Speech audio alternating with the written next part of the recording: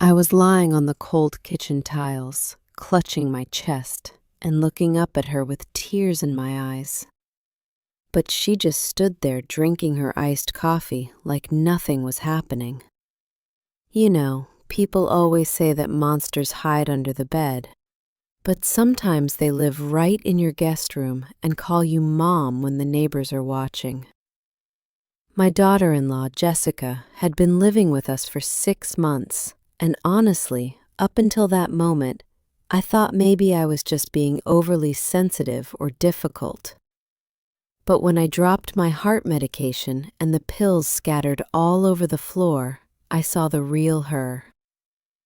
I reached out a trembling hand, begging her to help me pick them up, because my arthritis was flaring up so badly that day I could barely close my fingers. She didn't move a muscle to help me. She just leaned against the counter and watched me struggle to crawl toward the little white pills.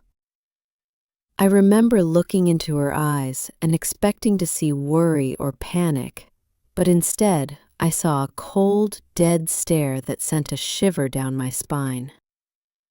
She took a sip of her drink and said something that I will never forget as long as I live. She told me that I was just a burden to her and her husband, my son David, and that everyone would be happier if I just stopped taking the pills altogether. I couldn't believe my ears. I thought maybe the lack of oxygen was making me hallucinate. I managed to gather enough pills to take my dose, and as I pulled myself up using the cabinet handles, panting and terrified, the front door unlocked. In a split second, Jessica's face transformed from that icy mask into a look of pure panic and concern. She rushed over to me, grabbing my arm gently, and shouted for David, claiming that I had slipped and she was just trying to help me up. My son rushed in, dropped his briefcase, and looked at her with such gratitude, thanking her for taking such good care of me.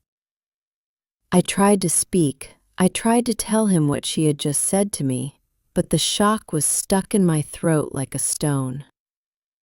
As David hugged me and helped me to the living room chair, I looked over his shoulder and saw Jessica smirking at me, a look that promised this was only the beginning. It is a terrible thing to feel like a stranger in your own home, the home you bought 40 years ago and raised your children in. Over the next few weeks, Jessica's little accidents became more frequent and more calculated, but she was so clever that she never left a bruise or a mark that anyone else could see. She would turn the water heater off right before my shower so I would freeze, or she would hide my glasses so I couldn't read or navigate the stairs safely. Every time I tried to bring it up to David, he would give me that pitying look, the one that says he thinks his poor mother is losing her grip on reality. One evening, I decided I had to be direct, so I sat David down while Jessica was out getting groceries. I held his hand, just like I used to when he was a little boy, and I told him that his wife was cruel to me when he wasn't around. I told him about the medication on the kitchen floor and the cold showers. He sighed, a deep, heavy sigh that told me he wasn't really listening, and told me that Jessica was under a lot of stress taking care of the house and me. He suggested that maybe my memory was failing, that maybe I was confusing her frustration with cruelty. It broke my heart to hear my own son, the boy I protected from everything, dismiss my pain so easily because he was too afraid to see the truth about the woman he married. Just as I was about to argue, Jessica walked in the door with a bright smile and a bouquet of flowers, acting like the perfect daughter-in-law. She kissed David on the cheek and handed me the flowers, but as she leaned in close to give me a hug, she whispered in my ear so quietly that David couldn't hear. She told me that if I ever tried to turn him against her again, she would make sure I ended up in the cheapest, dirtiest nursing home she could find. I pulled away from her, terrified, and looked at David, but he was just smiling at the two of us, happy that we were bonding. That night, lying in bed with the door locked, I realized that words weren't going to be enough to save me. I needed something undeniable, something that David couldn't explain away with stress or old age. I realized that if I was going to survive this, I had to stop acting like a victim and start thinking like the woman who ran a business for 30 years. Jessica thought I was frail and senile, and that was going to be my biggest advantage because she never suspected that I was watching her just as closely as she was tormenting me. I started to notice her patterns, how she would spend hours on the phone in the backyard when she thought I was napping, talking in hushed, excited tones. I knew I needed technology on my side, but I couldn't just buy a camera and leave it out where she would see it. I waited for a day when Jessica went to the spa and David was at work to call my grandson Michael, who was away at college. Michael had always been the smart one, the tech whiz, and he was the only one in the family who didn't buy Jessica's sweet act. I told him I wanted to buy a Nanny Cam to watch the dog because I thought he was chewing the furniture.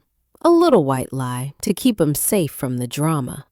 He sent me a link to a tiny camera that looked exactly like a USB phone charger, something so common that no one would look twice at it.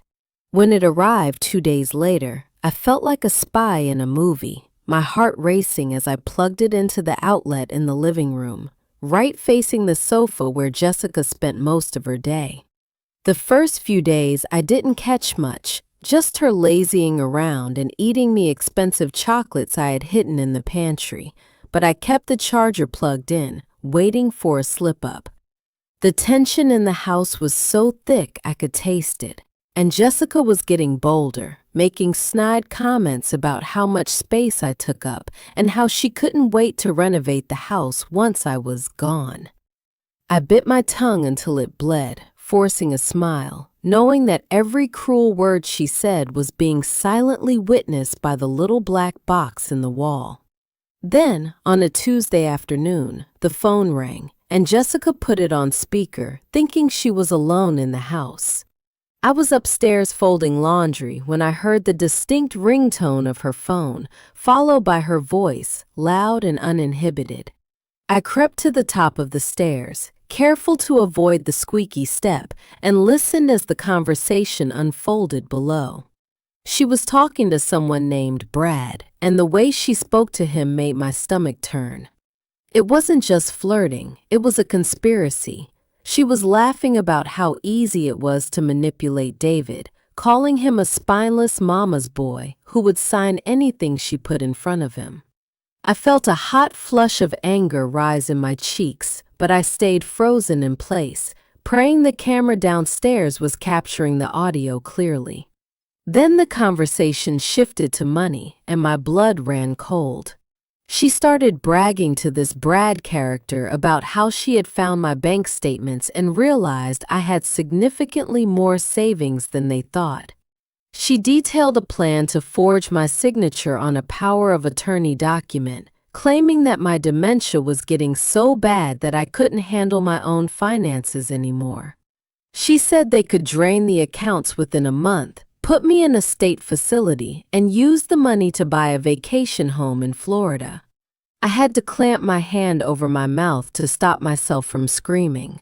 This wasn't just a bad daughter-in-law anymore. This was criminal. This was a predator dismantling my life piece by piece. After she hung up, I waited an hour before going downstairs, my legs feeling like lead. When I finally retrieved the memory card from the charger later that night, my hands were shaking so badly I almost dropped it. I plugged it into my old laptop in my bedroom, put on my headphones, and pressed play. The audio was crisp and clear, Every insult, every detail of the theft, every laugh at my expense was there. I sat there in the dark, listening to her plot my destruction, and for the first time in months, I didn't feel afraid. I felt powerful. The annual family reunion was coming up in 2 days, and usually I looked forward to it. But this year, Jessica had insisted on hosting it at our house.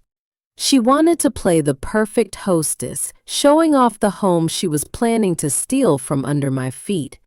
She spent the whole day decorating and ordering caterers, barking orders at David, and treating me like a piece of furniture that needed to be moved out of the way.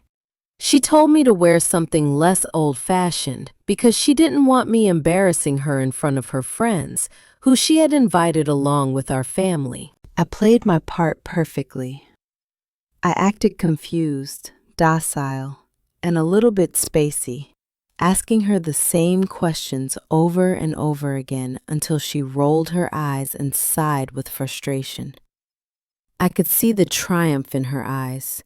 She really thought she had won, that she had broken me down completely. While she was busy screaming at the florist on the phone, I went into the living room where the large flat-screen TV was set up. We usually used it to show a slideshow of family photos during the reunion. I carefully connected my laptop to the sound system in the TV, testing the connection to make sure everything was compatible. I created a new folder on the desktop labeled Family Memories 2024 and dragged the video file of her conversation right into the center of it. I could hear cars pulling into the driveway. The first guests were arriving. Jessica came rushing in, checking her hair in the mirror, and told me to go sit in the corner and try not to drool. I looked at her, smoothed down my skirt, and gave her the warmest, sweetest smile I had given her in years. She looked confused for a second, unsettled by my calmness, but then the doorbell rang, and she put her fake smile back on. She had no idea that I wasn't just attending this party. I was the main event. The house was filling up with people, the air thick with the smell of expensive perfume and the caterer's roasted chicken. But all I could smell was the stench of betrayal. Jessica was in her element, floating from group to group in the silk dress that probably cost more than my first car, laughing that fake tinkling laugh that made my teeth ache. She had invited all her high society friends, people who looked down their noses at my old furniture and my simple ways, while my actual family, my nieces, nephews, and cousins were relegated to the back patio.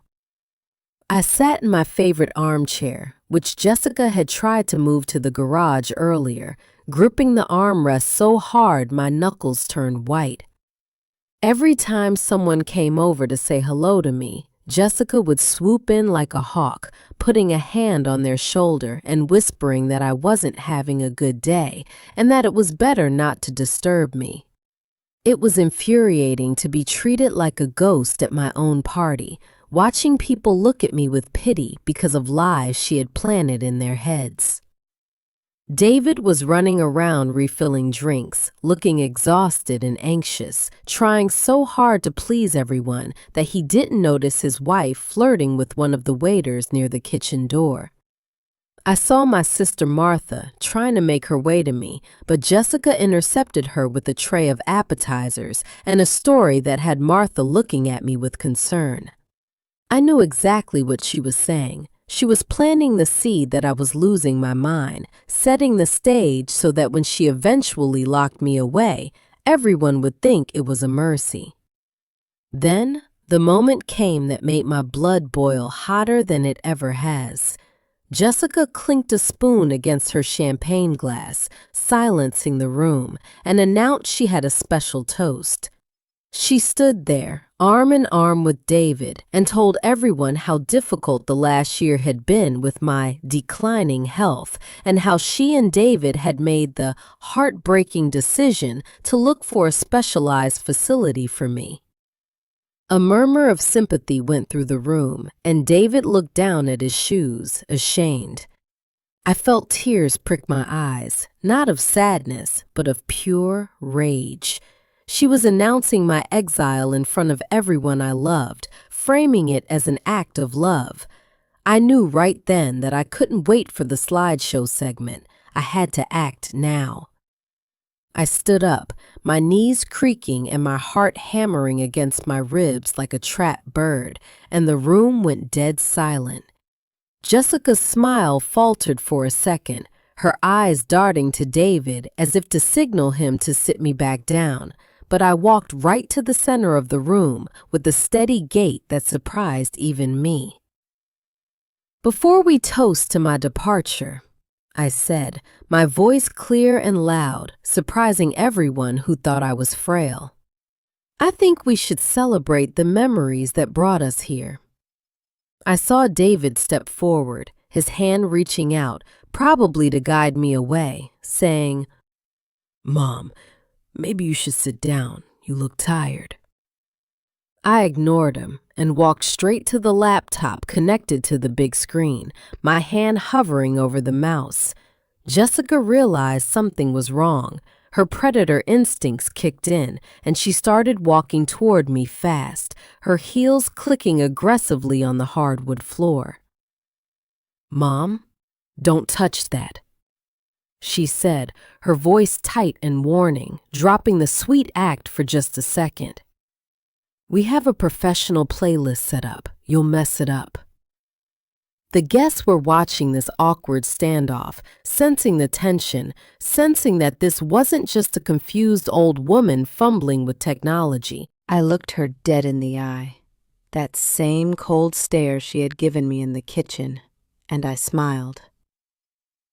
"Oh, don't worry, dear," I said, loud enough for the back of the room to hear. "I just added one little video to the collection. I think everyone needs to see how much hard work you really do for this family." She lunged for the laptop, panic finally breaking through her mask, but it was too late. My finger clicked the mouse and the giant screen behind me flared to life. The room went pitch black as the lights were dimmed for the presentation, and the only light came from the glowing screen showing the timestamp of yesterday afternoon. The speakers crackled for a split second before Jessica's voice boomed through the living room, crystal clear and undeniable. The video showed the view from the living room outlet, looking up at her lounging on the sofa, phone to her ear. The room was so quiet you could hear the ice melting in the punch bowl. On the screen, Jessica was laughing, saying, "I'm telling you, Brad, the old hag is totally clueless. I hid her heart pills yesterday just to watch her scramble." A collective gasp ripped through the room. I saw my sister Martha cover her mouth with her hands, and David's face went completely white, like all the blood had been drained from his body. Jessica stood frozen in the middle of the room, staring at the screen in horror as her recorded self continued to speak. "David is such a spineless mama's boy," the recording sneered. "He'll sign the power of attorney this weekend if I cry a little bit. Then we dump her in the state home, sell this dump, and I'm on a beach in Florida with you by Christmas." The sheer cruelty of her words hung in the air, heavy and suffocating. I watched the faces of her fancy friends turn from confusion to disgust, realizing they had been charmed by a monster. She screamed, a high-pitched, feral sound, and rushed toward the TV as if she could physically claw the words out of the air. "Turn it off. It's fake. She faked it," she shrieked, looking wild and unhinged. But I had expected this, so I had already moved the laptop out of her reach, handing it to my grandson Michael, who had just arrived. He stood tall, blocking her path, his face hard as stone. The video ended with her laughing about how much my jewelry was worth, and then the screen went black. The lights came back on, and Jessica was standing alone in the center of the circle, breathing hard, looking around like a trapped animal. For a long, agonizing moment, nobody moved, the shock paralyzing everyone in the room. Then David, my sweet, gentle David who never raised his voice, walked slowly toward his wife. He looked like he had aged 10 years in 2 minutes. "Is it true?" he asked, his voice shaking so bad it was barely a whisper. Jessica tried to grab his hands, tears instantly streaming down her face, the same fake tears she used to manipulate him 1,000 times before. "David, baby, no. It's AI. You know how technology is these days. She hates me. She made it up to ruin us," she sobbed, clinging to his jacket. It was a desperate, pathetic lie, but for a second, I was terrified he might believe her because he loved her so much. But then my sister Martha stepped forward, her face red with fury. "I heard you on the phone in the garden," Martha shouted, pointing a shaking finger at Jessica. "I thought I misunderstood you, but now I know exactly what I heard. You are a devil." The accusation broke the dam, and suddenly the room was full of murmurs and angry whispers. Jessica's friends were grabbing their purses and coats, desperate to distance themselves from the scandal, leaving her exposed and alone. David pulled her hands off his jacket and took a step back, looking at her with a mixture of heartbreak and disgust that I will never forget. "You called me spineless," he said, his voice gaining strength. "You hid her heart medication? You could have killed her, Jessica. That's not manipulation, that's attempted murder." Jessica's face hardened instantly, the tears vanishing as she realized the act wasn't working anymore. She straightened her posture, smoothed her dress, and looked at us with pure venom. "You think you can just kick me out?" she hissed, her voice dripping with poison. "You have no idea what I've already done." The party ended not with a toast, but with a mass exodus, leaving the house eerily silent except for the humming of the refrigerator. It was just me, David, and Jessica left in the wreckage of the living room, with Michael standing guard by the door. I thought this was the moment she would leave, the moment she would run away in shame, but I underestimated just how deep her greed went. She walked over to the mantel, picked up a cigarette, something she swore she never did, and lit it right there in my non-smoking house. "Go pack your bags," David said, his voice flat and dead. "I want you out of my house tonight." Jessica laughed, blowing smoke toward the ceiling. "Our house, David, and I'm not going anywhere." She reached into her purse and pulled out a folded piece of paper, tossing it onto the coffee table.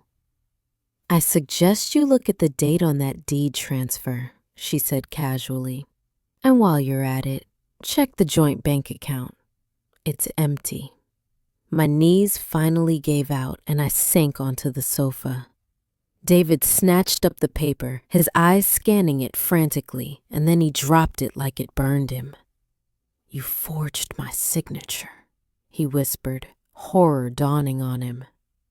This says you own half the house." Jessica smirked, sitting down in my armchair, crossing her legs. "Try proving it's a forgery in court, darling. It'll take years.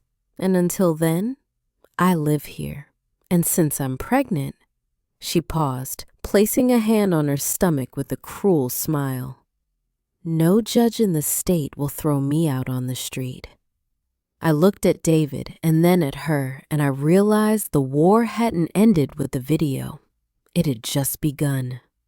The silence after her pregnancy announcement was so heavy it felt like it could crush the walls of the house.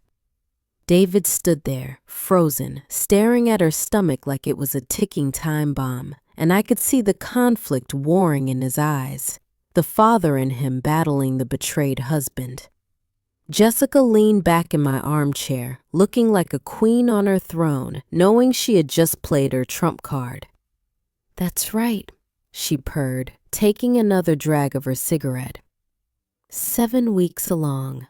So unless you want your child born in a shelter, you're going to play nice. I felt sick to my stomach, not just from the smoke, but from the realization that she would use an innocent baby as a human shield. But something about the way she said it, the way she didn't instinctively protect her stomach when she sat down, the way she was smoking without a care in the world, it didn't sit right with me. I had carried 3 children. I knew the protective instinct that kicks in the moment you see that positive test. I looked at her sharply and said, "If you're pregnant, why are you smoking in my living room?" Jessica didn't even flinch. She just tapped the ash onto my carpet and smiled. "Stress, Grandma. You're stressing me out. And stress is bad for the baby, isn't it?" David finally found his voice, though it was weak. "I want a paternity test, and I want to see a doctor's report, tonight." Jessica laughed, a harsh, grating sound.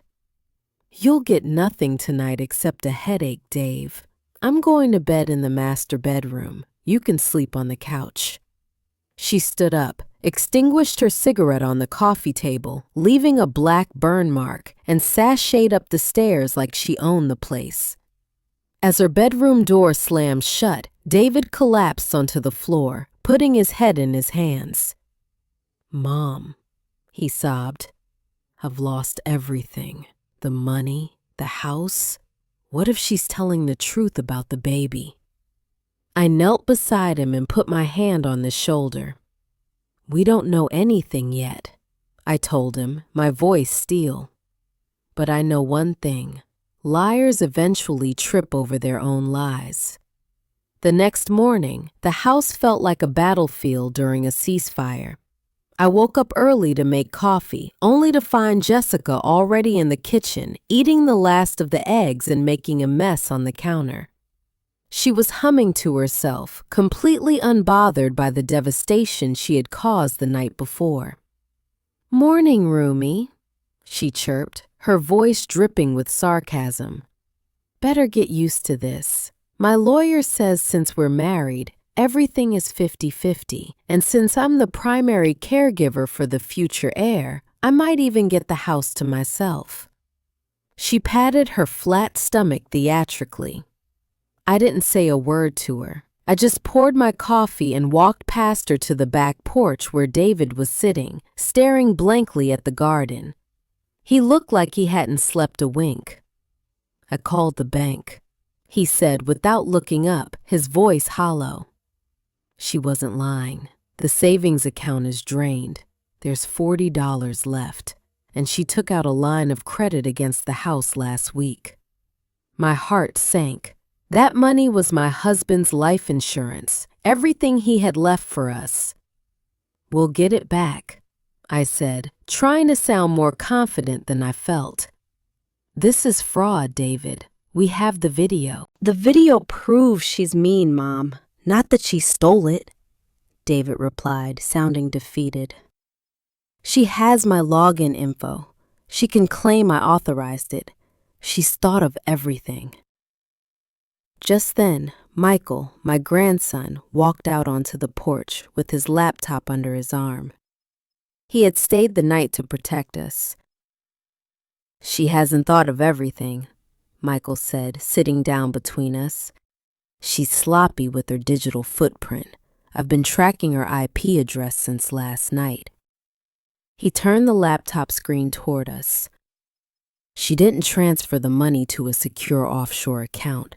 She transferred it to a crypto wallet, and then she emailed the private key to someone named Brad the Man 88.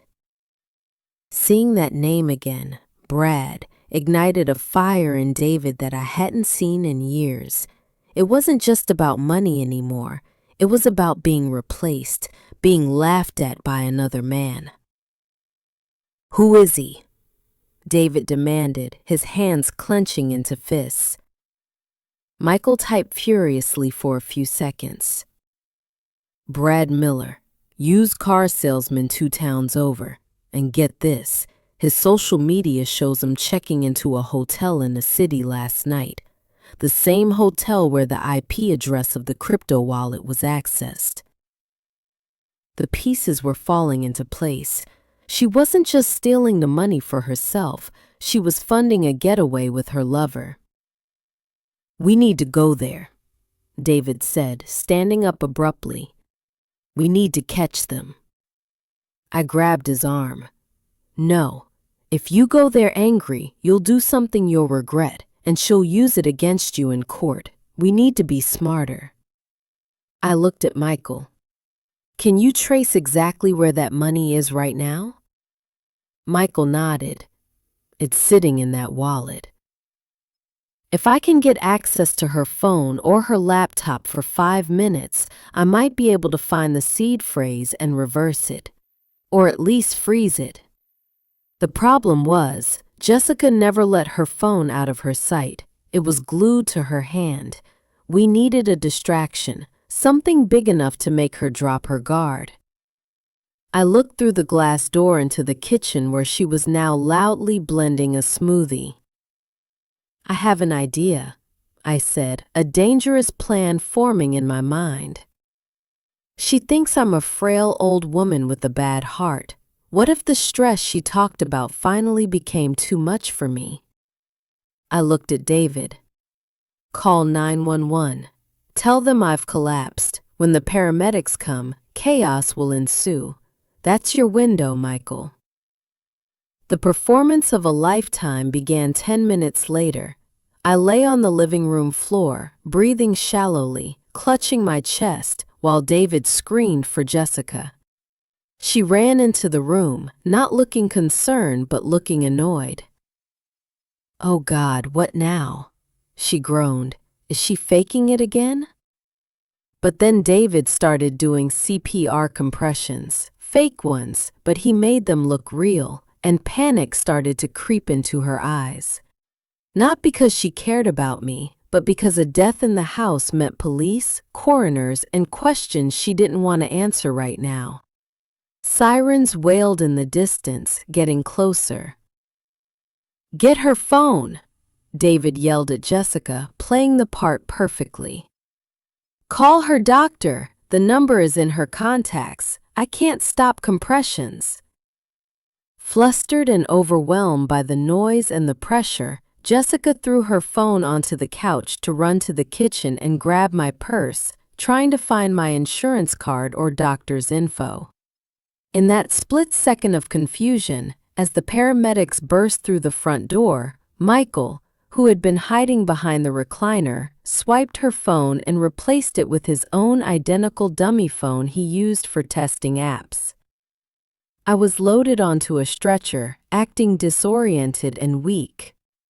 As they wheeled me out, I saw Jessica grab the dummy phone from the couch and shove it into her pocket, completely unaware of the switch. Michael gave me a tiny, imperceptible nod as I was lifted into the ambulance. I closed my eyes and let out a long, shaky breath. I was going to the hospital for no reason, enduring tests and needles, but it was worth it. We had the key to her kingdom. Now we just had to unlock the door before she realized she was holding a brick. The hospital room was cold and smelled of antiseptic, a stark contrast to the adrenaline pumping through my veins. The doctors were running tests, confused as to why my heart rhythm seemed fine despite the collapse, but they kept me for observation. David stayed by my side, pacing nervously, checking his watch every 30 seconds. "Michael should have cracked it by now," he whispered. "It's been 2 hours." Just then his phone buzzed. It was a text from Michael. "Got it. And you're not going to believe what else I found." David called him immediately, putting it on speaker but keeping the volume low. I'm in. Michael's voice crackled, sounding breathless. I accessed the crypto wallet. The money is still there. I'm transferring it to a secure escrow account as we speak. She won't be able to touch a dime. David let out a sigh of relief so deep it shook his whole body. But that's not all, Michael continued. I went through her texts with Brad. There is no baby, David. She bought a positive pregnancy test online for $20. She was planning to miscarry next week to guilt you into signing over the house rights. Rage, pure and white-hot, flashed across David's face. The last shred of hesitation, the last bit of guilt he felt for the mother of his child, evaporated instantly. She lied about the baby, he whispered, his voice trembling with fury. She used a non-existent child to torture me. He looked at me, his eyes hard. I'm done playing nice, Mom.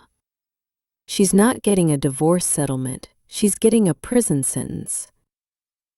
He stood up, buttoning his jacket. I'm going home to meet the police.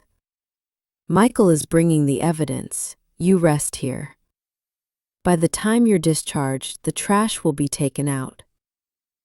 I wasn't going to stay in that hospital bed while my son fought for our lives, so I signed the discharge papers against the doctor's advice. I told them my heart was fine, it was my family that was broken, and I needed to go fix it. David tried to argue, but he saw the fire in my eyes and knew better. We pulled into the driveway just as the sun was setting, casting long, ominous shadows across the lawn. The house was blazing with lights. Jessica was clearly awake and frantic. We walked up the path quietly, Michael flanking me on one side and David on the other, like soldiers marching into battle. Inside, we found Jessica in the living room, screaming at the dummy phone Michael had swapped. She was tapping the screen violently, shaking it, trying to figure out why her banking apps weren't loading. "Stupid piece of junk," she shrieked, throwing it onto the couch. When she looked up and saw us standing there, David looking grim, Michael looking triumphant, and me looking very much alive, the color drained from her face faster than water from a tub. "You," she whispered, pointing at me.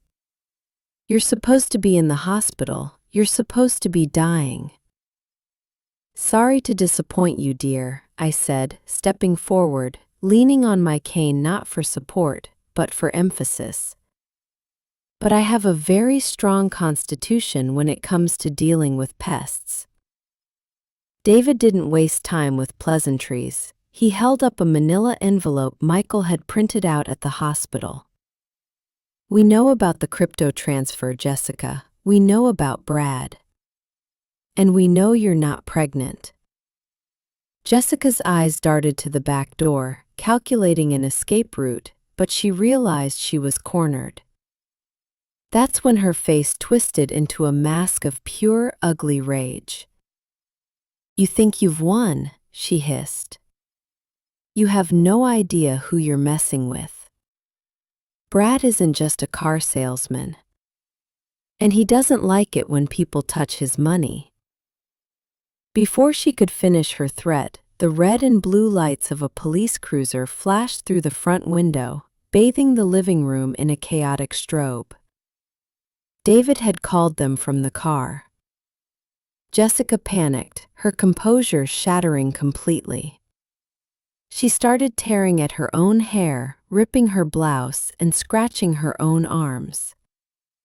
"I'll tell them you beat me," she screamed, her voice rising to a manic pitch. "I'll tell them you kicked me in the stomach and killed the baby." Who are they going to believe? A crying mother or a husband who just froze her accounts? It was a terrifying display of manipulation, watching a human being transform into a victim in seconds. When the officers knocked, she threw herself on the floor, sobbing uncontrollably. The police burst in, hands on their holsters, seeing a woman on the floor and 3 people standing over her. "Hands where I can see them," one officer shouted at David. Jessica wailed, "He hit me. He killed my baby because he wants to leave me." My heart hammered against my ribs. For a second, I thought her performance was actually going to work. But David remained calm, a calmness born of total clarity. He slowly pointed to the corner of the room. "Officers," he said, his voice steady. "This entire house has video surveillance. And my nephew has the footage of her inflicting those scratches on herself 30 seconds ago. Also, he reached into the envelope and pulled out a piece of paper. Here is the receipt from Amazon for the fake pregnancy test she bought last week, along with her text messages admitting it." The officer paused, looking from the sobbing woman to the calm man. "Check the footage," the officer said to his partner. Jessica stopped crying instantly, her face going stone cold. She knew it was over. Watching them handcuff her was one of the most satisfying yet heartbreaking moments of my life. This was the woman we had welcomed into our family, the woman I had hoped would give me grandchildren, and now she was being read her rights for grand larceny and fraud. As they marched her out the door, she didn't look at David, she looked at me. "You old witch," she spat, struggling against the officer's grip. "You should have just died on that floor. None of this would have happened." I didn't flinch. "I know," I said softly. "That's why I got up." But as they were shoving her into the back of the squad car, she shouted one last thing that chilled me to the bone. "Brad knows where you live! He's on his way! He's not gonna let you keep that money." The door slammed shut, cutting off her voice, but the threat hung in the night air like a toxic cloud. David turned to the officer. "Who is this Brad she keeps talking about? Should we be worried?" The officer took notes. "We'll look into it. For now, get a restraining order and keep your doors locked. Likely just empty threats from a desperate woman." We went back inside, but the house didn't feel safe anymore. The silence was eerie. Michael immediately went to his laptop to look up more on this Brad Miller. I went to the kitchen to make tea, my hands shaking uncontrollably now that the adrenaline was wearing off. I heard Michael gasp from the living room. "Grandma, Dad, come look at this." We rushed over. Michael had pulled up a mugshot on the screen. It was Brad, but his name wasn't Brad Miller. It was Bradley, the Butcher, Evans, a man recently paroled for armed robbery and assault. And according to his social media location tag from 10 minutes ago, he was less than 5 miles away. "He's not a car salesman," Michael said, his face pale in the glow of the screen. "He's a career criminal. Jessica must have met him online and he played her, or maybe they were working together from the start." David rubbed his temples, pacing the floor. "She said he's coming for the money. He probably thinks we still have the cash in the house, or he thinks he can force us to transfer the crypto back." We were 3 people, an old woman, a tired accountant, and a college student, against a violent felon. "We need to leave," David said, grabbing his keys. "We need to go to a hotel." But just as he said that, the lights in the house flickered and died. The entire house was plunged into pitch blackness. "The power," I whispered, clutching my chest. Did the storm knock it out? Michael moved to the window and peered through the blinds. "The streetlights are still on. he whispered back, his voice trembling. Someone cut the power to the house manually from the breaker box outside. We were sitting ducks. My heart monitor, which I still had in my purse from the hospital, started beeping because I was clutching it so hard, and I had to smother it with the pillow. We heard heavy footsteps on the back porch, slow and deliberate. The floorboards creaked under the weight of a large man. Then, the sound of glass shattering in the kitchen. He wasn't knocking. He was coming in. David grabbed a heavy brass candlestick from the mantel, and Michael grabbed a baseball bat from the closet. "Mom," David whispered, pushing me toward the hallway closet. "Hide. Do not come out no matter what you hear." I huddled in the coat closet, smelling the scent of old wool and cedar, listening to the nightmare unfold in my own home. I heard the kitchen door kick open, followed by a deep, gravelly voice. "Jessica, you in here, babe?" He didn't know she had been arrested yet. He thought she was still here, waiting with the money. Silence. Then I heard him moving into the living room. "I know you're in here," he called out, his voice playful but terrifying. "Don't try to stiff me on my cut. I saw the transfer get reversed. Who has the keys?" "Get out of my house!" David shouted, trying to sound brave. I heard a scuffle, a grunt of pain, and the sickening sound of metal hitting bone. "David!" Michael screamed, and I heard the crack of the baseball bat, but then a loud crash like a table flipping over. I couldn't stay in the closet. My son and grandson were fighting a monster. I felt around in the dark for anything, a weapon, something. My hand brushed against the vacuum cleaner handle, useless. Then I remembered. David kept a flare gun in the emergency kit on the top shelf of this closet for boating trips. I reached up, my arthritis screaming in protest, and fumbled for the plastic box. I found it. I ripped it open and felt the cold plastic of the flare gun. I had never fired one in my life. I pushed the closet door open just a crack. The moonlight streaming in from the window showed a massive shadow looming over David, who was on the ground. The intruder had a knife. I stepped out of the closet, leveled the flare gun at the ceiling above the intruder, because I knew shooting him directly might kill him, and I wasn't a murderer, and I pulled the trigger. A blinding red light exploded in the living room, accompanied by a deafening hiss. The flare slammed into the ceiling plaster, exploding into a shower of blinding crimson sparks that rained down on the intruder like hellfire. He screamed, dropping the knife and covering his face, blinded by the sudden searing light in the pitch-black room. "My eyes! I can't see!"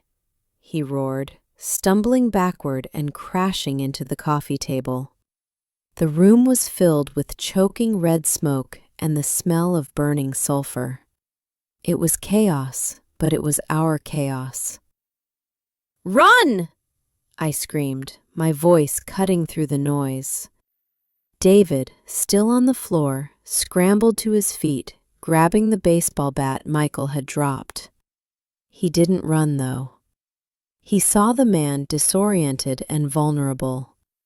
With a roar of pure protective instinct, David swung the bat and connected hard with the intruder's knee.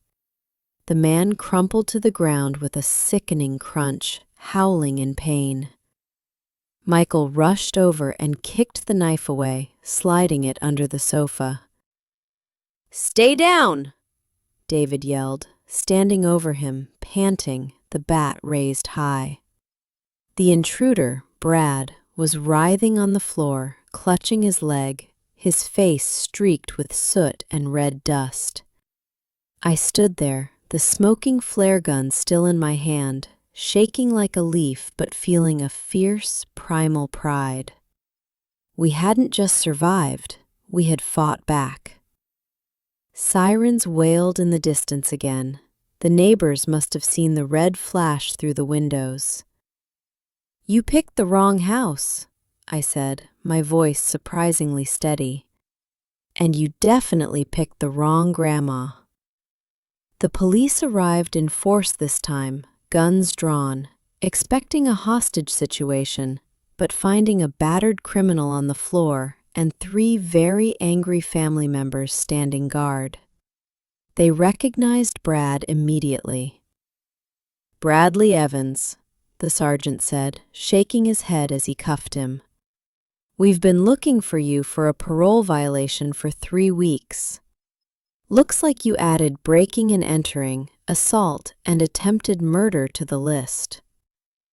As they dragged him out, Brad looked at me with a mixture of hatred and fear. He didn't look like a scary monster anymore.